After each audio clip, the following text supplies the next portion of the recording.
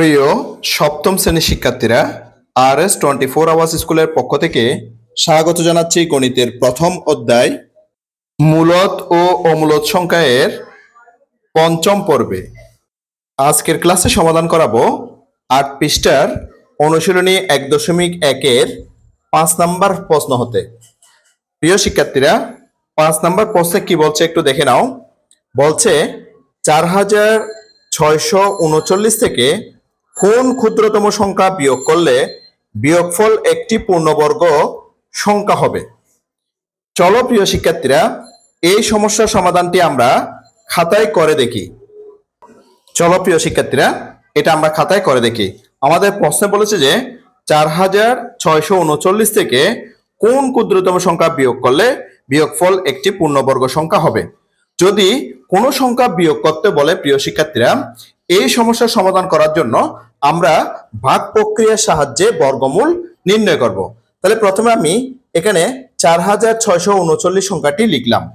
এরপরে ডান পাশ থেকে জোড়ায় জোড়ায় করে রেখা চিহ্ন দিলাম। যেমন দেখো, এই দুটার উপর একটা রেখা চিহ্ন দিয়েছি, এই দুটা অঙ্কের উপর রেখা চিহ্ন দিয়েছি। তাহলে এবার দেখো, আমাদের বাম পাশের যে সংখ্যা অর্থাৎ জোড়ার যে সংখ্যা, সেই সংখ্যাটা হচ্ছে যে ৪৬। এবার ৪৬-এর মধ্যে এমন একটা সংখ্যা নির্ধারণ করব যেটার বর্গফল ৪৬ থেকে কম হবে এবং ওইখানে আমরা একটা বর্গমূল পাবো। দেখো প্রিয় শিক্ষার্থীরা, যদি আমরা ৬ নির্ধারণ করি, ৬×৬ = ৩৬, যেটা ৪৬ অপেক্ষা কম। আমরা যদি ৭ নির্ধারণ করতাম প্রিয় শিক্ষার্থীরা, ৭×৭ = ৪৯ হতো, কিন্তু আমাদের এখানে ৪৯ নাই, এখানে আছে কত? ৪৬।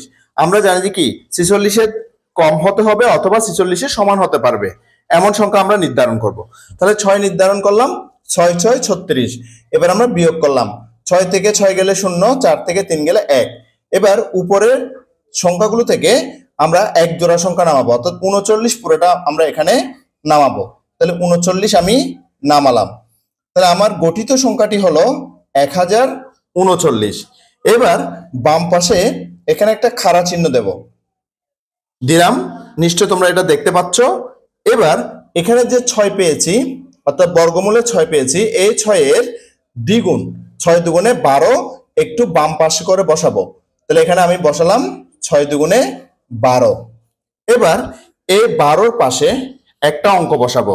যে অঙ্কটি বসালে সেই অঙ্ক দিয়ে এই গঠিত সংখ্যা, অর্থাৎ অঙ্ক বসানোর পর একটা সংখ্যা গঠিত হবে, সেই গঠিত সংখ্যাটাকে বসানো সংখ্যা দিয়ে গুণ করব। গুণ করলে এটার সমান হবে অথবা এটার চেয়ে কম হবে। তাহলে এমন একটা সংখ্যা নির্ধারণ করলাম যেটা হচ্ছে যে ৮। তাহলে ১২৮ হলো। গঠিত সংখ্যাটি কত হলো প্রিয় শিক্ষার্থীরা? ১২৮ হলো। এই ১২৮-কে আমরা এবার ৮ দিয়ে গুণ করব। ১২৮-কে ৮ দিয়ে গুণ করে আমরা পাচ্ছি ১০২৪। ১০২৪ এখানে পেলাম। এই ৮টি আমরা এখানে বর্গমূলের মধ্যে বসিয়ে দেব। এবার এখান থেকে ১২৪টা বিয়োগ করব, অর্থাৎ ১০৩৯ থেকে ১০২৪ সংখ্যাটিকে বিয়োগ করব। তাহলে ৯ থেকে ৪ গেলে ৫, এরপরে ৩ থেকে ২ চলে গেলে ১। তাহলে আমরা দেখতে পাচ্ছি এখানে অবশিষ্ট রয়েছে, সেটা হচ্ছে কত? ১৫। অবশিষ্ট কত রয়েছে প্রিয় শিক্ষার্থীরা? ১৫। তাই আমি লিখলাম প্রিয় শিক্ষার্থীরা, এখানে ৪৬৩৯-এর বর্গমূল ভাগের সাহায্যে নির্ণয় করতে গিয়ে ১৫ অবশিষ্ট থাকে। তাহলে আমরা সেটা দেখতে পাচ্ছি প্রিয় শিক্ষার্থীরা, এখানে কিন্তু আমাদের ১৫ অবশিষ্ট রয়েছে। সুতরাং প্রদত্ত সংখ্যা হতে, অর্থাৎ এখানে যে ৪৬৩৯ সংখ্যাটি রয়েছে, সেই সংখ্যাটি হতে ১৫ বিয়োগ করলে প্রাপ্ত সংখ্যাটি পূর্ণবর্গ সংখ্যা হবে। তাহলে উত্তর হবে ১৫। অর্থাৎ আমরা যদি এখানে ৪৬৩৯ থেকে ১৫ বিয়োগ করে দিতাম প্রিয় শিক্ষার্থীরা, তাহলে কিন্তু এখানে 0 হয়ে যেত। 0 হয়ে গেলে এই সংখ্যাটি কি হতো? পূর্ণবর্গ সংখ্যা হতো। অর্থাৎ এখানে ১৫ বেশি রয়েছে, ৪৬৩৯-এর মধ্যে ১৫ বেশি রয়েছে। তাহলে ১৫ যদি আমরা বিয়োগ করে দিই, যে সংখ্যাটি আমরা পাবো সেই সংখ্যাটি কিন্তু পূর্ণবর্গ সংখ্যা। তাহলে আমরা এখানে কি করতে হবে? এখানে আমাদেরকে ১৫ সংখ্যাটিকে বিয়োগ করতে হবে। আশা করছি প্রিয় শিক্ষার্থীরা, এই সমস্যার সমাধানটি তোমরা খুব ভালো মতো বুঝতে পেরেছো। তোমরা বুঝতে পারছো কিনা প্রিয় শিক্ষার্থীরা, অবশ্যই আমাকে কমেন্ট বক্সের মধ্যে জানাবে। আর ভিডিওটি ভালো লাগলে অবশ্যই আমার চ্যানেলটিকে সাবস্ক্রাইব করে নোটিফিকেশন অল করে বেল বাটনটিকে বাজিয়ে দেবে এবং তোমার বন্ধুদের সাথে ক্লাসগুলো বেশি বেশি শেয়ার করবে, যাতে করে তারাও তোমার মতো দেখে উপকৃত হয়। এরই মাধ্যমে অনুশীলনী 1.1-এর 5 নম্বর সমস্যার সমাধানটি আমরা দেখে নিলাম। এবার আমরা 6 নম্বর প্রশ্নের সমাধান করব। প্রথমে আমরা 6 নম্বর প্রশ্নটা একটু বুঝবো। 6 নম্বর প্রশ্নে কি বলছে দেখো প্রিয় শিক্ষার্থীরা, বলছে 5605 এর সাথে কোন ক্ষুদ্রতম সংখ্যা যোগ করলে যোগফল একটি পূর্ণ বর্গ সংখ্যা হবে।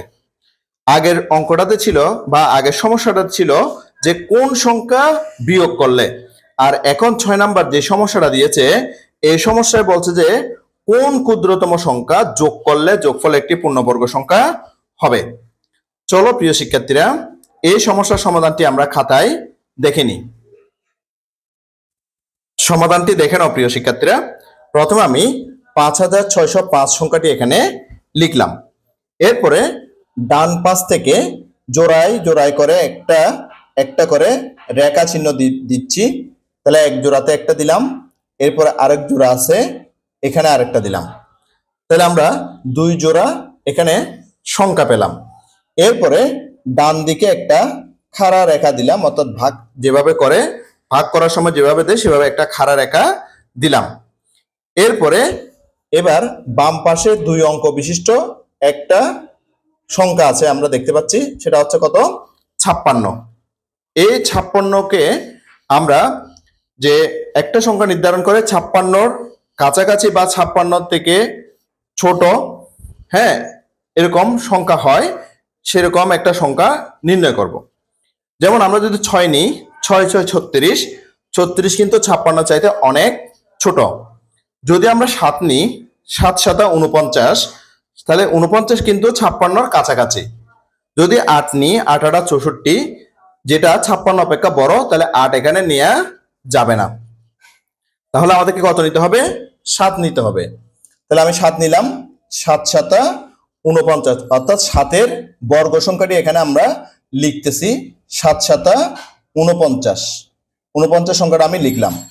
এবার এই 49 সংখ্যাটি 56 থেকে বিয়োগ করে দেব। 6 16 থেকে 9 গেলে 7, এখানে আর রয়েছে 4, 4 থেকে 4 চলে গেলে বাম পাশে 0 দিতে হয় না। তাহলে আমরা বিয়োগফল পেয়েছি কত? 7। এরপরে উপরের সংখ্যাগুলো থেকে এক জোড়া সংখ্যা নামাবো। তাহলে 0 এবং 5 আমরা নামালাম। 0 এবং 5 নামানোর পরে গঠিত যে সংখ্যা সেটা হচ্ছে যে 705। এবার এই 705-এর বাম পাশে আরেকটা খাড়া রেখা দিব।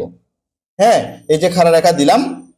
এবার এই 7-এর দ্বিগুণ 7 দুগুণে 14, একটু বাম পাশে করে লিখব 7 দুগুণে 14 লিখলাম।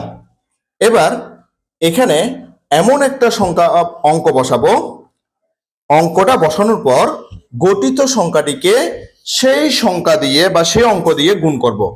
গুণ করার পরে যে গুণফলটা হবে সেটা 705-এর সমান হবে অথবা কম হবে, বেশি হতে পারবে না। তাহলে আমরা এখানে 4 নিলাম, 4 নিলে হয় 144। এবার 144-কে যদি আমরা 4 দিয়ে গুণ করি তাহলে পাবো 576, অর্থাৎ 4 দিয়ে গুণ করলে 4 4 16, 6 হাতে আছে 1, 4 4 16, 16 এর একে 17, 17 7 হাতে 1, আবার 4 একে 4, 4 এর একে 5, তাহলে 576। তাহলে এখানে যে আমি 4 দিয়েছি এই 4টা আমি আবার এখানেও দিয়ে দেব। এবার বিয়োগ করব, 705 থেকে 576 বিয়োগ করব। 0 থেকে 1 নিতে পারতেছি না, 7 থেকে 1 নিলাম 10, 10 থেকে 1 নিলাম 15, 15 থেকে 6 গেলে আর থাকে 9, আর এখানে শূন্যের মধ্যে আছে 9, 9 থেকে 7 গেলে 2, আর 7-এর মধ্যে আছে 6, 6 থেকে 5 গেলে 1। তাহলে আমরা দেখতে পাচ্ছি এই যে বর্গমূল ভাগ প্রক্রিয়া নির্ণয় করতে গিয়ে দেখতেছি যে এখানে অবশিষ্ট রয়েছে 129। হ্যাঁ, 129 অবশিষ্ট রয়েছে। তাই আমি লিখলাম যেহেতু 5605 সংখ্যাটির বর্গমূল ভাগের সাহায্যে নির্ণয় করতে গিয়ে ভাগশেষ 129 আছে। আমরা কিন্তু যে বর্গমূল ভাগ প্রক্রিয়ায় বা ভাগের সাহায্যে নির্ণয় করতে গিয়ে দেখলাম যে 129 কিন্তু ভাগশেষ রয়েছে, সেই কথাটা আমি তোমাদের জন্য এখানে লিখলাম। কাজেই প্রদত্ত সংখ্যাটি পূর্ণবর্গ সংখ্যা নয়।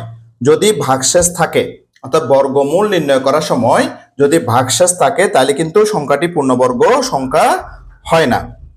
তাহলে লিখলাম কি, 5605 এর সাথে কোনো একটি ক্ষুদ্রতম সংখ্যা যোগ করলে যোগফল পূর্ণবর্গ হবে। অর্থাৎ এর সাথে কোনো একটি সংখ্যা বা কোনো একটি ক্ষুদ্রতম সংখ্যা যোগ করলে যোগফল পূর্ণবর্গ হবে এবং তখন এর বর্গমূল হবে 74 যোগ 1 সমান 75। এখন আমি বর্গমূল পেয়েছি প্রিয় শিক্ষার্থীরা, এখানে কত? 74। আর যখন আমি কোনো ক্ষুদ্র সংখ্যা যোগ করব, মানে কোনো ক্ষুদ্রতম সংখ্যা যখন এই যে 5605 এর সাথে যোগ করব, তখন এর বর্গমূল হবে মানে এক বেশি হবে, অর্থাৎ 74 না হয়ে এক বেশি হয়ে কত হবে? 75 হবে। এবার সেই 75 এর বর্গ বের করতেছি, তাহলে 75 এর বর্গ সমান 75 গুণ 75। তাহলে কত পেয়েছি? 5625। তাহলে 75 গুণ 75 গুণ করলে সেই সংখ্যাটি কত হয়? 5625। তাহলে এই সংখ্যাটা কিন্তু কি হবে? পূর্ণবর্গ সংখ্যা হবে। সুতরাং ক্ষুদ্রতম সংখ্যাটি সমান, এখন যে সংখ্যাটি আমরা পেয়েছি সেটা হচ্ছে কত? 5625, কিন্তু আমাদের প্রশ্নের মধ্যে দেওয়া ছিল কত? 5605। তাহলে কত আমার যোগ করতে হবে? তাহলে 5625 বানানোর জন্য আমাকে 20 যোগ করতে হবে। অর্থাৎ 5625 থেকে আমি যখন 5605 বিয়োগ করে দিয়েছি তখন আমি কত পেয়েছি? 20 পেয়েছি। এই 20 সংখ্যাটা যদি আমার এই সংখ্যাটার সাথে যোগ করি তাহলে আমার সংখ্যাটি হবে 5625 এবং এই 5625 সংখ্যাটি পূর্ণবর্গ সংখ্যা হবে আর এর বর্গমূল হবে 75। এর বর্গমূল কত হবে প্রিয় শিক্ষার্থীরা? 75 হবে। তাহলে লিখলাম কি, অর্থাৎ ক্ষুদ্রতম সংখ্যা 20 যোগ করতে হবে। তাহলে এই 20 সংখ্যাটাই আমাদেরকে যোগ করতে হবে। তাহলে উত্তর পেয়ে গেছি কত? 20। উত্তর কত পেয়েছি প্রিয় শিক্ষার্থীরা? 20 পেয়েছি। আশা করছি প্রিয় শিক্ষার্থীরা এই সমস্যার সমাধানটি তোমরা খুব ভালো মতো বুঝতে পেরেছো। প্রিয় শিক্ষার্থীরা, পুরো সমাধানটি তোমাদের জন্য একটু ছোট করে দেখালাম যাতে করে তোমরা পুরো সমাধানটি সঠিক এবং নির্ভুলভাবে লিখে নিতে পারো। আশা করছি প্রিয় শিক্ষার্থীরা তোমরা ইতিমধ্যে লিখে নিচ্ছ এবং আরো আশা করতেছি এর মধ্যে তোমাদের লেখা হয়ে গেছে। তাহলে প্রিয় শিক্ষার্থীরা, তোমরা এই অঙ্কের বা এই সমস্যার সমাধানটি তোমরা, অর্থাৎ 6 নম্বর প্রশ্নের সমাধানটি তোমরা খুব ভালো মতো বুঝে গেছো। প্রিয় শিক্ষার্থীরা, তাহলে আমরা 6 নম্বর প্রশ্নের সমাধানটাও দেখে নিলাম। এই 6 নম্বর প্রশ্নের সমাধানের মাধ্যমে আমরা অনুশীলনী 1.1 পুরো সমস্যাগুলোর সমাধান করে ফেললাম। আশা করছি আজকের ক্লাসটি তোমাদের কাছে অনেক অনেক ভালো লেগেছে। আমি আগামী ক্লাসে অনুশীলনী 1.2 এর সমাধান করাবো। আমার ক্লাসটি ভালো লাগলে অবশ্যই আমার চ্যানেলটিকে সাবস্ক্রাইব করে পাশের নোটিফিকেশন অল করে বেল বাটনটিকে বাজিয়ে দিবে, যাতে করে সবার আগে তোমার কাছে ভিডিওর নোটিফিকেশন চলে যায়। আর ক্লাসগুলো তোমাদের বন্ধুদের সাথে বেশি বেশি শেয়ার করে দিবে, যাতে করে তারাও তোমার মতো দেখে উপকৃত হয়। গণিতের প্রথম অধ্যায়ের মূলদ ও অমূলদ সংখ্যার ষষ্ঠ পর্বটি দেখার আমন্ত্রণ জানিয়ে আজকের ক্লাসটি থেকে এখানে বিদায় নিচ্ছি। সবাই ভালো থাকবা, সুস্থ থাকবা, অবশ্যই নিরাপদে থাকবা। সবাইকে অসংখ্য অসংখ্য ধন্যবাদ।